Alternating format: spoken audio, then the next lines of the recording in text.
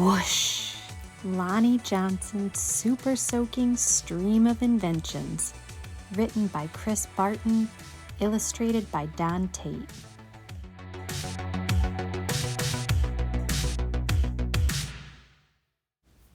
Every day brought a challenge for young Lonnie Johnson. The challenge of finding space for his stuff. 6 Johnson kids were squeezed into their parents' small house in Mobile, Alabama. Lonnie would have loved a workshop of his own, but there just wasn't room. There was nowhere to keep his rocket kits. Or his bamboo shooters, his rubber band guns, his erector set or go-kart engine, bolts and screws and other spare parts his dad let him bring in from the shed, and various other things he'd haul back from the junkyard. Lonnie loved building and creating. Ideas for inventions just kept on flowing. He learned how to make rockets from scratch. Kids at school gathered to watch Lonnie launch them. And he learned how to make rocket fuel. When it caught fire in the kitchen, Lonnie's mom didn't make him stop. She just sent him to work outside. Lonnie wanted to spend his life designing things, building things, and getting them to work. He wanted to be an engineer. However, Lonnie took an exam that said he would not make a very good one. His dream had been challenged.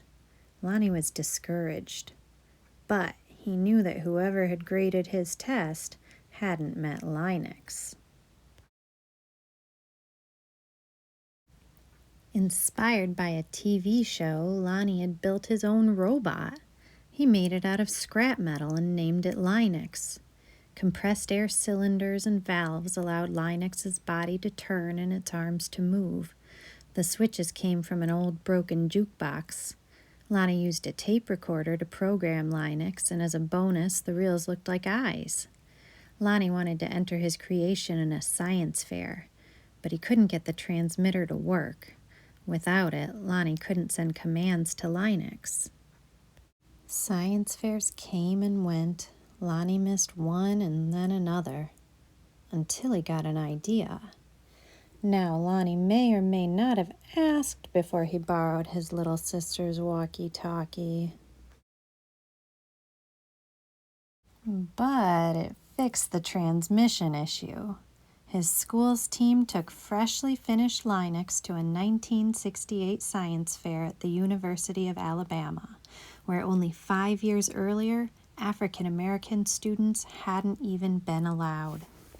Having to compete in a place that still wasn't very welcoming? Now, that was a challenge with a capital C. Against other schools from all over the state, Lonnie's team won first place. Soon, Lonnie left home to go to college at Tuskegee Institute, where he stood out as a self-confident, insightful, creative thinker. He stood out as a student who asked the right questions, precisely defined problems, and formulated solutions. And he stood out as the guy who built his own booming sound system out of cast-off electronics. It even had lights that flashed in sync with the beat. Lonnie sometimes studied right in the middle of his own parties, but the extra studying paid off. He became an engineer after graduation, and that took him beyond Alabama, way beyond. When NASA was sending an orbiter and probe called Galileo to Jupiter, the space agency needed to ensure a constant supply of power to the orbiter's computer memory. The engineer who had to figure out how to do it was Lonnie. His challenge was to come up with a lightweight backup system able to keep essential functions going in case the main power was lost. It wasn't easy. It wasn't obvious. But Lonnie found a solution. Some at NASA's Jet Propulsion Laboratory doubted his idea would work. But Lonnie convinced them it would. And he was right. As it photographed Jupiter and its moons, Galileo was supported by the power package that Lonnie designed. Much of what we know about Jupiter could have been at risk in a power failure, if not for Lonnie. Ideas for other problems to solve just kept on flowing. They flowed whether Lonnie was working with hundreds of people at NASA or up late tinkering with his own inventions in, finally, his own workshop. Lonnie knew the world's millions of refrigerators and air conditioners needed a new cooling system, one that didn't use R12, a chemical that was bad for the environment. He had an idea for using water and air pressure instead. To test his idea, he made a pump and nozzle, connected them to the bathroom faucet, turned on the faucet, turned on the pump, and then... whoosh! The stream that blasted across the bathroom was so powerful it created a curtain-swirling breeze. It also gave Lonnie an idea for yet another invention. This, he thought, would make a great water gun. First, he had to find or make the parts, including a pump small enough for a child to handle. Then he had to glue the parts together into a prototype, an early version with room for improvement.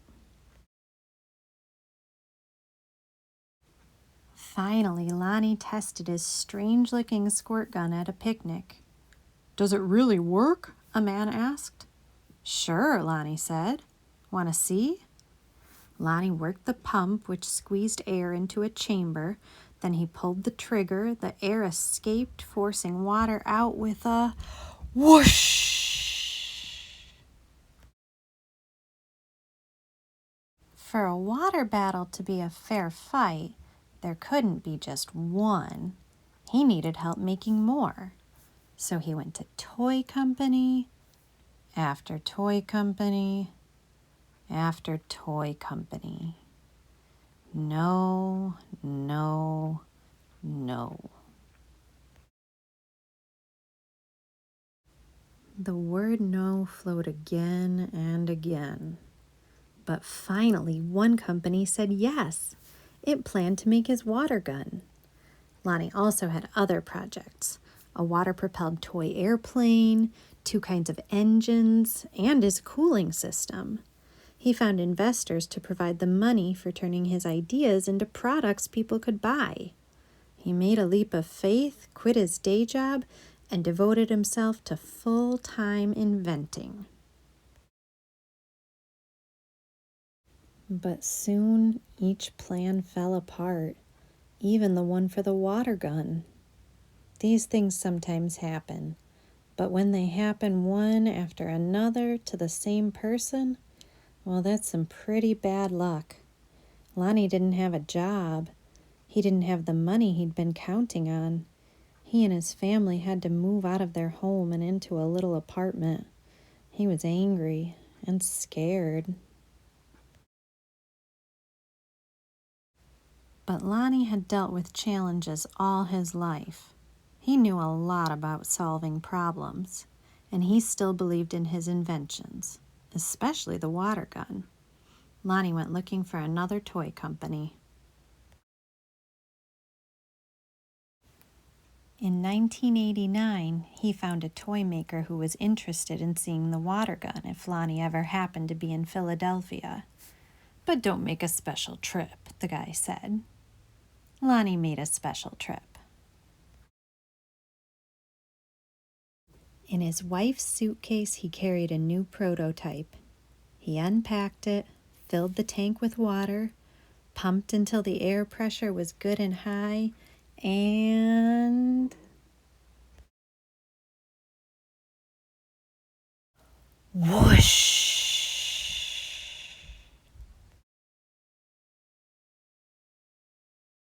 Wow!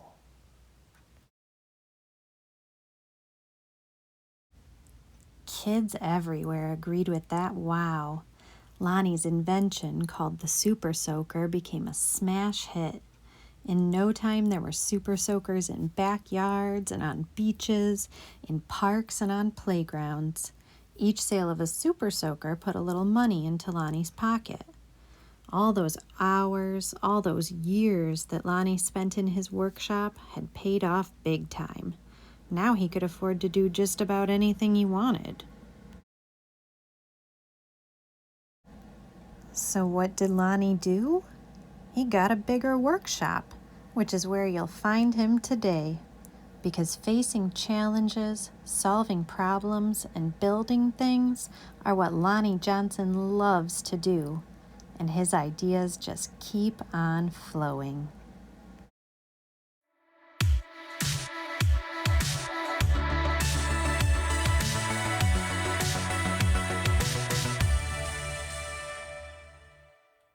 The end. Lonnie Johnson was always curious. When he was a kid, he loved to build things, take things apart, and tinker with them. That's how he learned to be an engineer and an inventor. If you could invent something, what would you make? Would you make a toy like Lonnie Johnson did? Would you make something that could help around the house?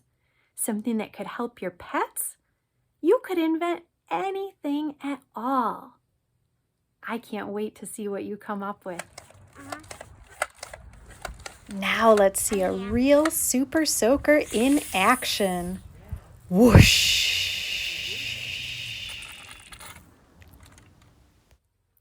I hope you're feeling inspired to invent something of your own. It just takes lots of curiosity and hard work. I can't wait to see what you come up with. That's it for now. I'll see you next time. Bye-bye.